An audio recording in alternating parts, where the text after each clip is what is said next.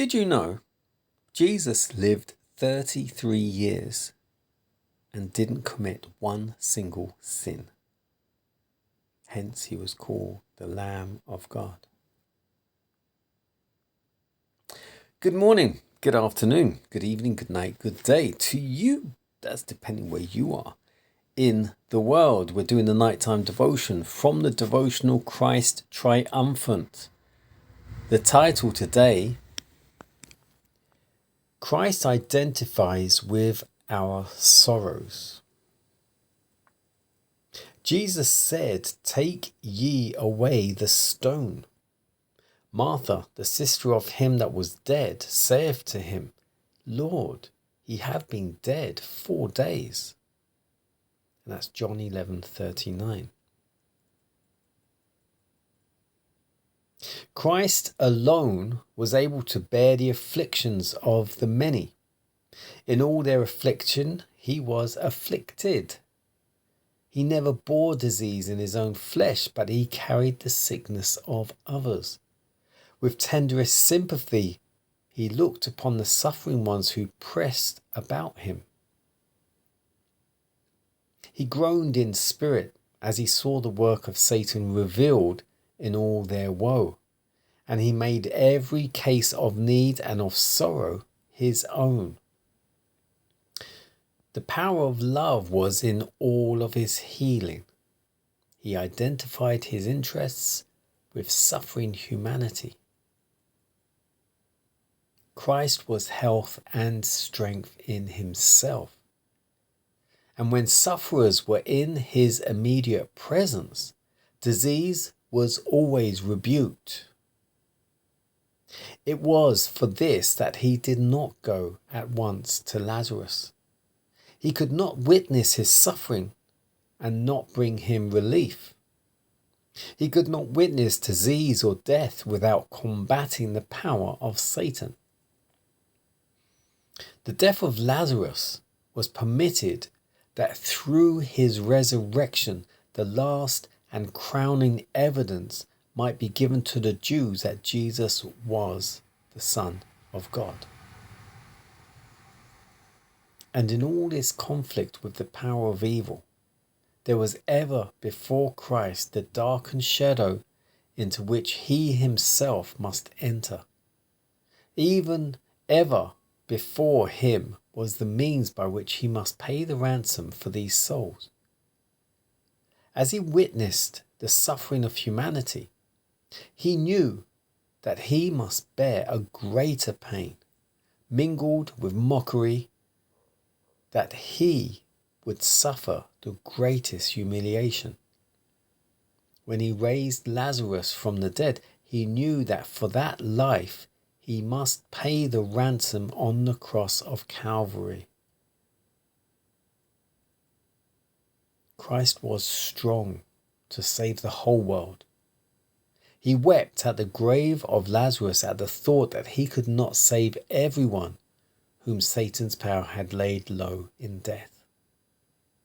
From the light of his exalted purity, the world's Redeemer could see that the maladies from which the human family was suffering were brought upon them by transgression of the law of God.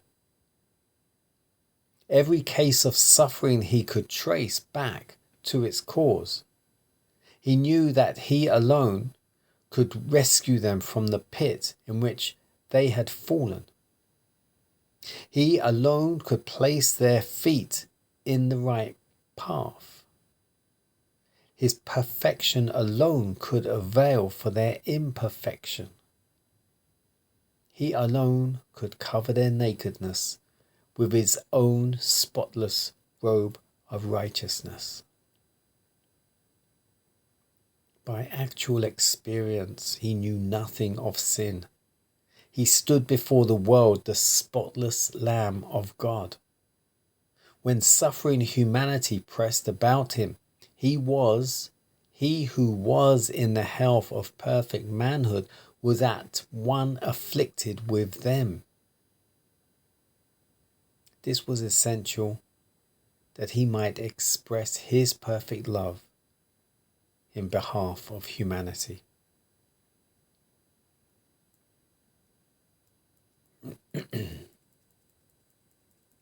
The title again, Christ identifies with our sorrows.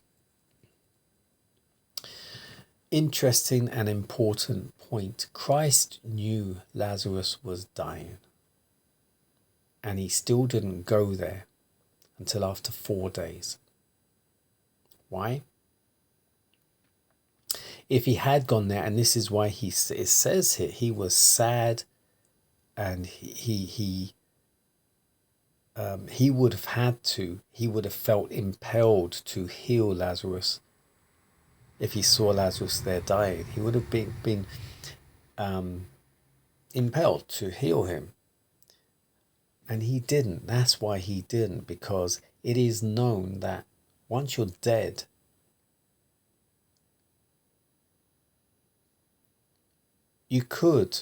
it's possible be brought back to life after a day or something in some way. It could happen. But once you're dead, everything else, or your body, everything's shut down. After, I think, 2 days, it's almost guaranteed. Everything's done, finished. He waited 4 days. He waited 4 days that he was in the tomb, wrapped, ready for the grave, so to speak. Well, he was in the grave as the tomb. And he was starting to smell. He was starting to smell, which means his body was starting to rot. Which means almost certainly, absolutely guaranteed he was dead. And then he went to see him. So no one could dispute that Lazarus wasn't dead. And at that point, when they rolled the tombstone back, the smell came out. The smell was there, and people could smell him. Jesus stood there and said, Lazarus, come forth. But he prayed first. He prayed to God first. Then he said, Lazarus, come forth. And because it had been 4 days, everyone had to agree that that was a miracle.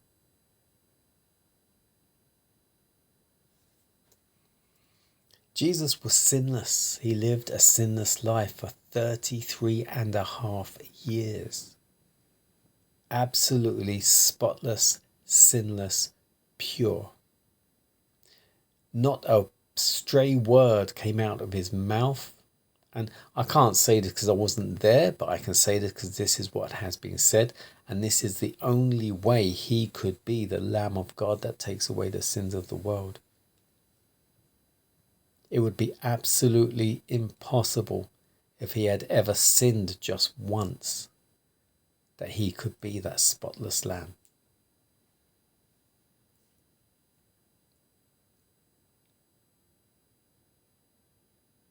He lived that life of purity and died that life of humiliation, died that death of humiliation in an obligation for our restoration. That's good, isn't it? He knows. And it was interesting near the beginning where it said sickness. He didn't get sick once. Not once. Because sickness comes from sin. Sickness comes from the devil and his demons. They cause sickness. And what you also have to think about is, if you think it in your head, your body reacts to it. So if you think you're sick, your body also then thinks it's sick. Now, I'm not saying when you're vomiting or when you've got a flu or you've got something or other, I'm not saying you're not sick, it's just all in the mind. No, not at all. But when you're sick, the symptoms you're suffering are your body dealing with it.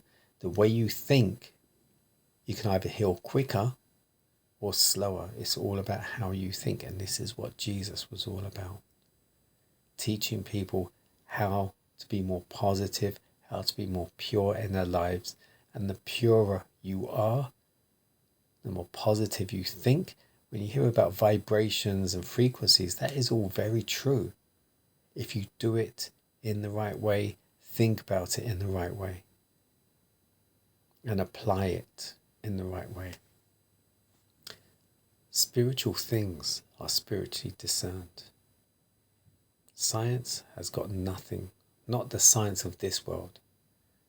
God invented science. You look at everything around you, vegetation, trees, grass, you look at everything. Every single piece of grass, blade of grass is unique, just like every icicle, every every leaf on a tree is all unique. That is science. No one can explain it.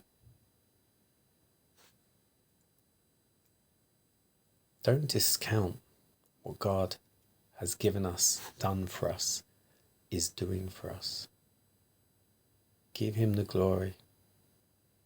Seek his glory so we can join him in glory.